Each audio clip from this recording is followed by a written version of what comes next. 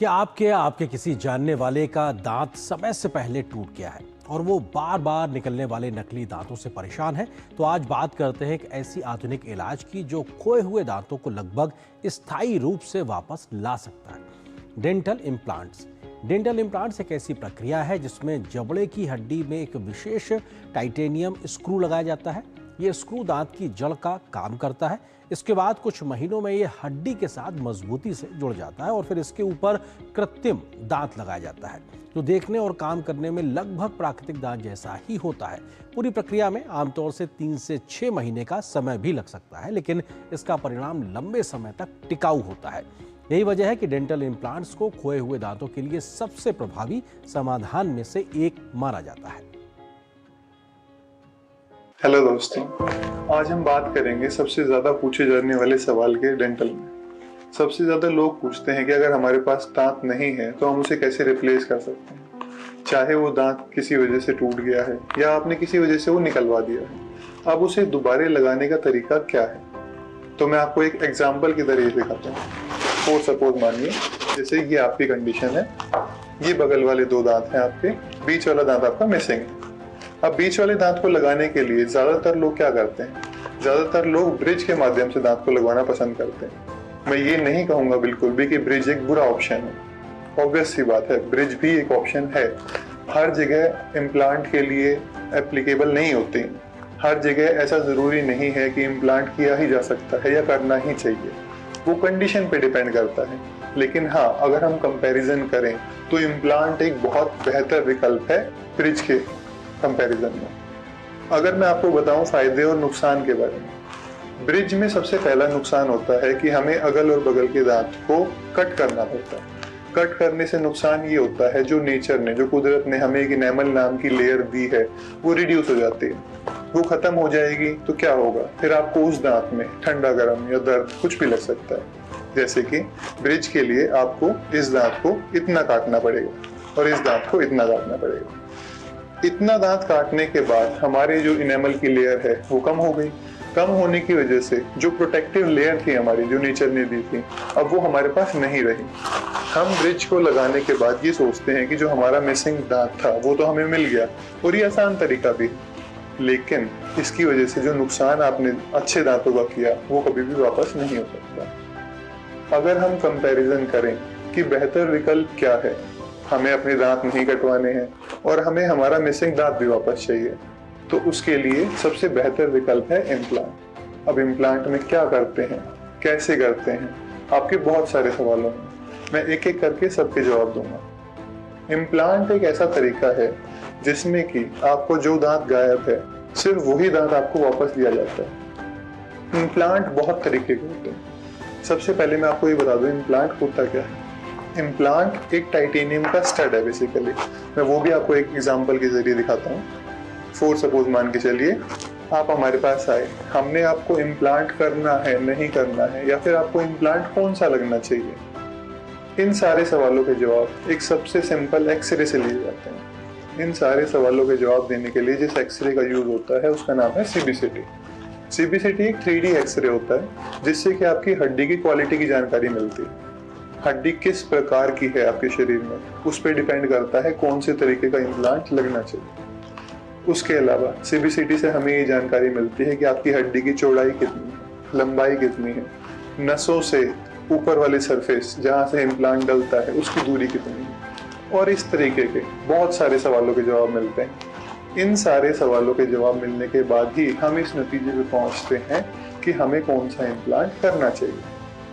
कौन सा implant means ऐसा जरूरी नहीं है कि सिर्फ कंपनी कौन सी चूज करनी है, कौन से तरीके का, कौन सी बनावट का इम्प्लांट करना चाहिए, उसकी शेप क्या होनी चाहिए, उसका साइज क्या होना चाहिए।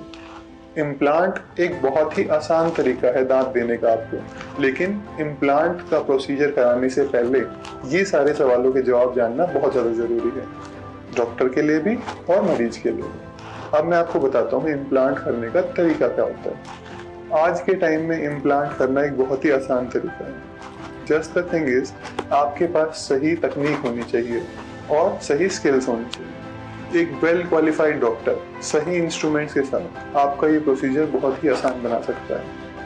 इम्प्लांट में इन सारे सवालों के जवाब मिलने के बाद आपका मात्र 10 और 15 मिनट का समय लगेगा। 10 से 15 मिनट में आपकी सर्जरी पूरी हो सकती है, बशर्ते उसके अंदर कोई एडिशनल सर्जरी इन्वॉल्व ना हो। जैसे कि अगर कहीं पे आपके पास हड्डी नहीं है तो वहाँ पे हमें बोन ग्राफ्टिंग करनी पड़ सकती है। अगर बोन ग्राफ्टिंग करनी पड़ती है तो उसमें थोड़ा सा अतिरिक्त समय लगता है। बोन ग्राफ्टिंग होती क्या है? बोन ग्राफ्टिंग का मतलब है जहाँ पे शरीर के पास उतनी उपयुक्त हड्डी नहीं है, दैट मीन्स एडिक्वेट बोन अगर नहीं है आपके पास, तो वहाँ पे हमें एडिशनल बोन ग्राफ्ट डालना पड़ता है, जिससे कि आपके शरीर में इतनी ताकत आ सके कि वो बोन को ताकतवर बना के हमारे इम्प्लांट से जुड़ सके। ऐसा करने से आपका इम्प्लांट लंबा चलेगा और आपकी प्रोसीजर के चांसेस बढ़ जाएंगे सक्सेसफुल होने के। उसके अलावा अगर हमारे शरीर में कहीं पे, जैसे हमारे ऊपर वाले जबड़े में हमारा साइनस अगर डिप हो गया है, मतलब अगर आपका दांत काफी लंबे समय से वहां पे नहीं था, तो हमारे साइनस की लाइनिंग जो है वो गिरने लग जाती है। अब हमें वहां पे इम्प्लांट डालने के लिए साइनस लिफ्ट नाम का प्रोसीजर करना पड़ता है। साइनस लिफ्ट करने में वहां पे हमें बोन ग्राफ्टिंग करनी पड़ती है। बोन ग्राफ्ट करके हम उस हिस्से की हड्डी की लंबाई और चौड़ाई दोनों को ही बढ़ाते हैं। बढ़ाने के बाद ही वहाँ पे इम्प्लांट किया जा सकता है। ये कुछ तरीके हैं या फिर कुछ प्रोसीजर्स हैं जो एक नॉर्मल इम्प्लांट से थोड़े अलग होते हैं, बट हाँ, ये भी बहुत ज़्यादा मुश्किल नहीं है आज के समय में, एक पेशेंट पॉइंट ऑफ व्यू से और डॉक्टर पॉइंट ऑफ व्यू से, क्योंकि आज के टाइम में टेक्नोलॉजी इतनी ज़्यादा एडवांस हो चुकी है कि हमारे पास गाइडेड प्रोसीजर्स के भी ऑप्शन हैं। गाइडेड प्रोसीजर्स होते हैं जिसमें कि आपकी सीबीसीटी और आपके जबड़े के एक 3D स्कैन दोनों को मर्ज करने से एक गाइड प्रिंट होके आती है। पहले उस गाइड के थ्रू अगर हम प्रोसीजर को प्रोसीड करते हैं तो आपके प्रोसीजर के सक्सेस के रेट हैं वो 100% सक्सेसफुल होते हैं। 100% सक्सेस रेट होने का कारण है सही डायग्नोसिस, जो कि हमने पहले ही आपकी सीबीसीटी और 3D स्कैन से करके ही आपकी गाइड को बनवाया।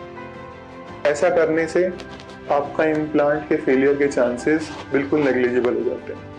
ठीक है, अब मैं आपको बताऊंगा कि इम्प्लांट करते कैसे। फॉर सपोज आप हमारे पास आए, आपके पास ये मिसिंग दांत है, जो कि मैं आपको पहले बता चुका हूँ सीबीसीटी से, और हम आपका सारा डायग्नोसिस पहले ही कर चुके हैं। अब इम्प्लांट होता क्या है? इम्प्लांट बेसिकली एक टाइटेनियम का स्टड है। इम्प्लांट एक टाइटेनियम का स्टड होने के साथ साथ हमारे शरीर में वो काम करता है जो हमारे नेचुरल दांत की जड़ काम करती है। जैसे हमारे दांत की जड़ हमारी हड्डी के अंदर होती है, ऐसे ही हमारा इम्प्लांट हमारी हड्डी के अंदर डलता है। जैसे कि मैं आपको दिखाऊं, फॉर सपोज ये आपका वो हिस्सा है जहाँ पे आपका दांत नहीं था। अब यहाँ पे हमने अगर इम्प्लांट डाला तो इम्प्लांट हमारी दांत की जड़ का काम करेगा। इम्प्लांट डालने के बाद वहाँ पे बोन ग्राफ्टिंग करनी है या नहीं करनी है, उसका फैसला हम आपके एक्सरे से लेंगे, दैट इज सीबीसीटी। इम्प्लांट डालने के बाद हम आपके शरीर को आपके वैसे ही बंद कर देंगे जैसे कि वो था शुरुआत में। इसको बंद करने का कारण होता है कि हमारे इम्प्लांट को हमारे शरीर से जुड़ने में मिनिमम 3 से 4 महीने का समय लगता है, जो हर इंसान के लिए सेम है। इतना समय एक इम्प्लांट को अपने चारों तरफ हड्डी बनाने के लिए लगता ही है। ये एक कैलकुलेटेड अमाउंट ऑफ टाइम है जो सबके लिए सेम होता है। कुछ लोगों में, जैसे कि डायबिटिक लोगों में या फिर ओल्ड एज वाले लोगों में, या फिर जहाँ पे हमने बोन ग्राफ्टिंग की है साइनस लिफ्ट करके, वहाँ पे 3 महीने से बढ़ के 4 महीने हो जाते हैं। उसमें एक बार इम्प्लांट के चारों तरफ हड्डी बन गई, उसने हमारे जैसे नेचुरल दांत को अपने जकड़ रखा है हड्डी ने, ऐसे ही इम्प्लांट के चारों तरफ हड्डी बन जाती है। जब आप हमारे पास आते हैं तो उसके बाद इम्प्लांट का एक ऊपर वाला हिस्सा लगाया जाता है, उसको बोलते हैं अबटमेंट। अबटमेंट भी टाइटेनियम का ही बना होता है। वो एक बहुत ही माइनर प्रोसीजर होता है, उसमें ऐसा कोई सर्जिकल काम नहीं होता है। Just we have to give a little incision and we can place the abutment from the top. Abutment लगाने के बाद हम आपका एक 3D स्कैन लेते हैं। 3D स्कैन से आपका ऊपर का दांत बन के आता है। ऊपर के दांत को लगाने का सिर्फ और सिर्फ एक बहुत सिंपल तरीका है, उसे स्क्रू रिटेन भी बनाया जा सकता है, उसे सीमेंट रिटेन भी बनाया जा सकता है। उसका फैसला आपके इम्प्लांट की बनावट, आपकी हड्डी, आपके साइड जहाँ पे इम्प्लांट डला है, इन सारे क्राइटेरिया पे लिया जाता है। ऐसा करने के बाद आपको कोई एक्स्ट्रा केयर नहीं करनी। नेक्स्ट सवाल ये आता है लोगों को कि हमें कोई एक्स्ट्रा केयर तो नहीं करनी पड़ेगी इम्प्लांट की? नहीं, आपको सिर्फ और सिर्फ नेचुरल उतनी ही केयर करनी है जितनी आप अपने नेचुरल दांतों की करते हैं। वही आपको 2 टाइम ब्रश करना है, वही आपको 2 टाइम अपना माउथ वॉश करना है। Just the thing is, if you can do flossing that will be much better. वो हमें करनी चाहिए, वैसे भी करनी चाहिए। इम्प्लांट के लिए जरूरी नहीं है कि सिर्फ इम्प्लांट के साथ ही करनी है, वो हमें नेचुरल दांतों के साथ भी करनी चाहिए। लेकिन आप एक ईयरली विजिट जरूर करें अपने डेंटिस्ट के पास, ताकि अगर कोई प्रॉब्लम शुरू हो रही है आपके डेंटल में तो वो इस कंडीशन तक पहुंचे कि आपके दांत को रूट कनाल करना पड़े या उसे निकाल के इम्प्लांट करना पड़े, तो पहले ही डायग्नोज करके आपको ठीक किया जा सके। तो दांतों की सुरक्षा से जुड़ा